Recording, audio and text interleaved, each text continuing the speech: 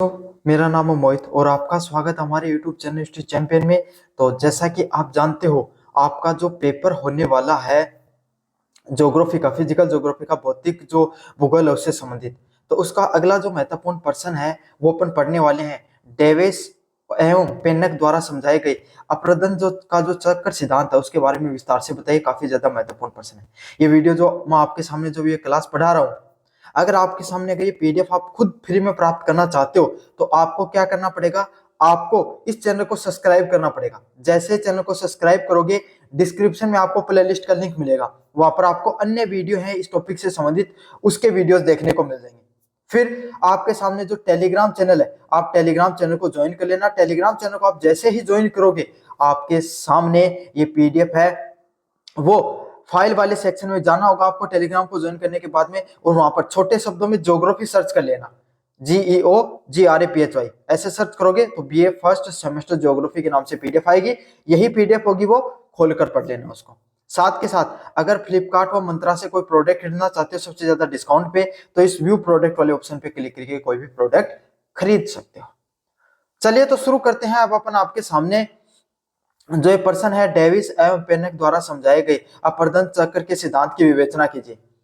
जो अपर्दन जो चक्र है सिद्धांत है उसमें भू आकृति विज्ञान के दो प्रमुख सिद्धांतों का एक है, जिसमें WM डेविस और वाल्थर पेनक ने अलग अलग दृष्टिकोणों को प्रस्तुत किया है। जो अपर्दन चक्र है वो आपके सामने जो भू आकृति है, जो भू आकृति मतलब पृथ्वी पे जो अलग अलग प्रकार की, जैसे टिल्ले कहीं पर पाए जाते हैं, कहीं पर आपके सामने जो हमारे जो पहाड़ देखने को मिलते हैं, कहीं पर पठारी क्षेत्र देखने को मिलता है। तो इसी तरीके से आपने जो इसी को इन सब चीजों का जो पृथ्वी पर जो अलग अलग प्रकार की जो मैंने आकृतियां बताई ना, इसका जो अध्ययन किया जाता है इसको भू आकृति विज्ञान बोला जाता है। उसके दो प्रमुख वैज्ञानिक हुए WM डेविस व वाल्थर पेनेक। इनके द्वारा आपके सामने क्या है, दो अलग अलग सिद्धांत दिए गए। हम इस वीडियो में इन दोनों सिद्धांतों को विस्तार से समझेंगे। पहला सिद्धांत आपके सामने डेविस का अप्रदन चक्र का सिद्धांत, मतलब डेविस साइकिल ऑफ इरोजन की बात करें तो इसमें जो WM डेविस है इनके द्वारा आपके सामने 1899 के अंदर ये सिद्धांत दिया गया था, जो भू आकृतियों के विकास को समझने के लिए एक आदर्शवादी चक्रीय मॉडल है। मतलब WM डेविस है उनके द्वारा 1899 में सिद्धांत दिया गया था, जिसमें क्या था, जो भू आकृतियां होती है, पहाड़ हो गए, टिल्ले हो गए, अलग अलग प्रकार की भू आकृतियां हैं, इसके विकास को समझने के लिए एक प्रकार का क्या है, एक आदर्शवादी चक्रीय मॉडल के नाम से इसको जाना जाता है। समझ में आ गया आपको विस्तार से। इसके मूल सिद्धांतों की बात करें आपके सामने, डेविस ने कहा था कि भू आकृतियां समय के साथ एक चक्कर से गुजरती हैं। डेविस ने क्या कहा कि जितनी भी भू आकृतियां होती है ना, वो समय के साथ उसमें बदलाव देखने को मिलता है। कोई आपके आसपास ही देख लो, कोई जो आपके सामने जो बड़े बड़े टीले थे आज वो उस समय नहीं है। समझ में आ गया। तो कोई भी वो समय के साथ आपके सामने जो चक्कर से गुजरती है, और चक्कर का नाम होता है संरचना, प्रक्रम व अवस्था। पहले स्ट्रक्चर होता है, फिर प्रोसेस और फिर स्टेज का फलन आता है। समझ में आ गया। अब इन तीनों जो आपके सामने ये जो स्टेज, प्रोसेस व फलन है, इसके अलावा तीन अवस्थाएं और होती हैं। कोई भी वस्तु होती है, कोई भी भू आकृति होती है, उसकी क्या होती है वो तीन अवस्थाएं आपके सामने। पहली, कोई भी चीज जब नई नई निर्माण होता है कोई भी चीज का, तो उसमें क्या देखने को मिलता है भाई, उसी वस्तु में आपके सामने, उस वस्तु में देखने को मिलता है उसकी युवावस्था।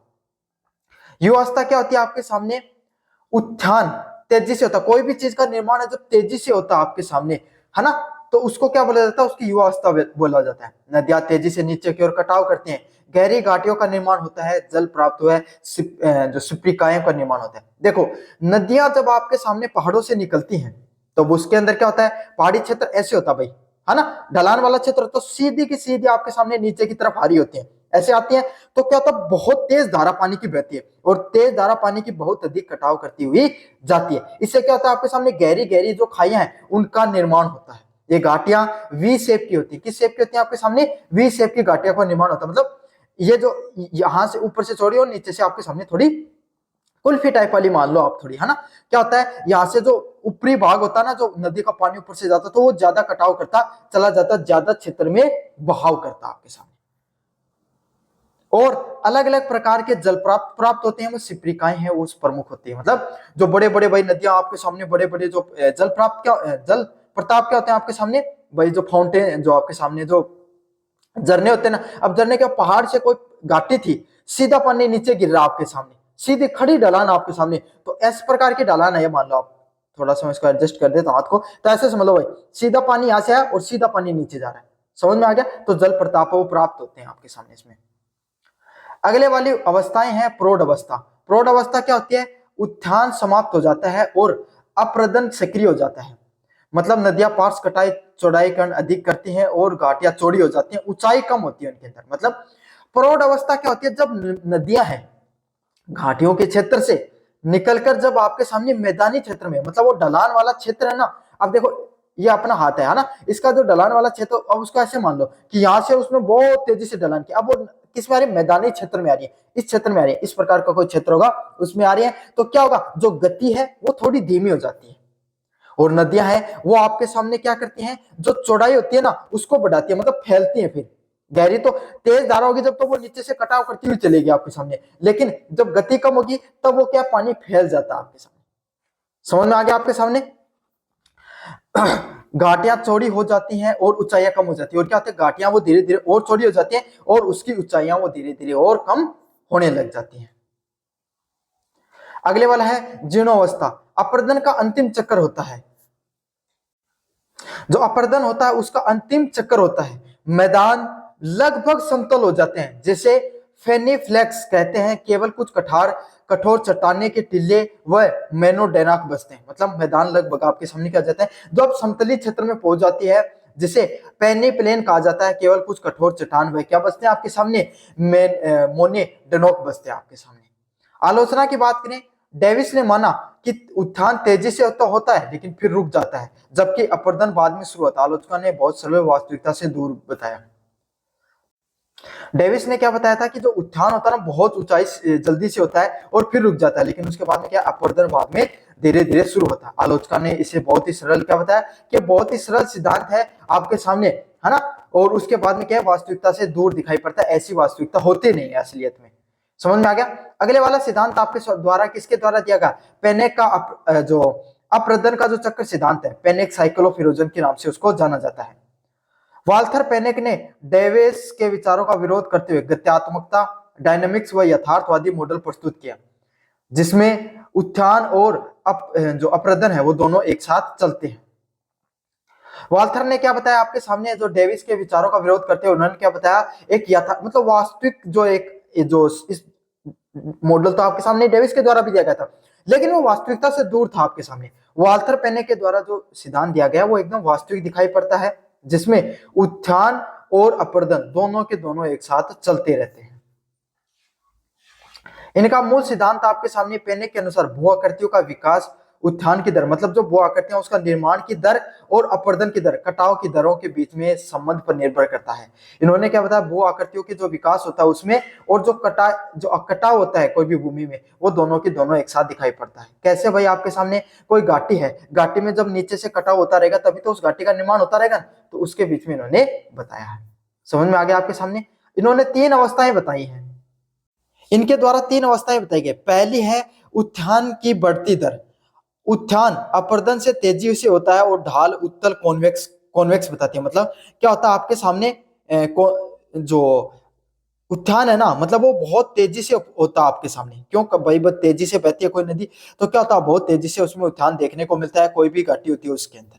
फिर उत्थान की समान दर, उत्थान और अपर्दन की दर बराबर होती है, ढाल पैरेलल की ओर हटते हैं। मतलब अब क्या होती है आपके सामने, स्पीड थोड़ी कम हो जाती है, समान दर से होती है, तो क्या होती है, पैरेलल चीजें बनना शुरू हो जाती है, बराबर से चीजें निकलना शुरू हो जाती हैं आपके सामने।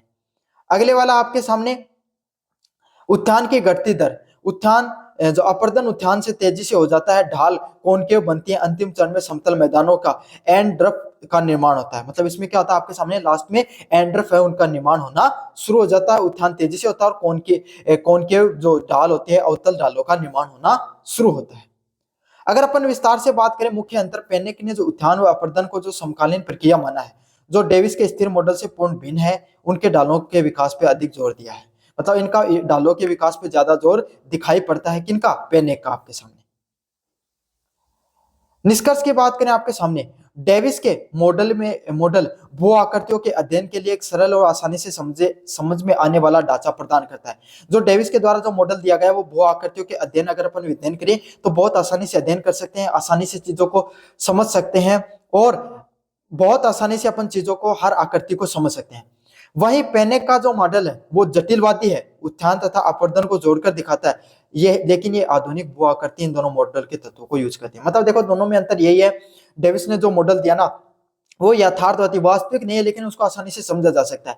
पेनेक का मॉडल है वो आपके सामने हार्ड है, जटिल, अभी थोड़ा आपको समझ में, आपको भी कंफ्यूज होगा कॉनकेव बन रहा है, कॉन्वेक्स बन रहा है, लेकिन आपके सामने कैसा होता है, एक उत्थान को उन्होंने अपवर्तन के साथ जोड़ के बताया तो एकदम वास्तविक दिखाई पड़ता है। और दोनों के दोनों मॉडल का अपना महत्व आपके सामने किसमें, जो भू आकृतियों के निर्माण में।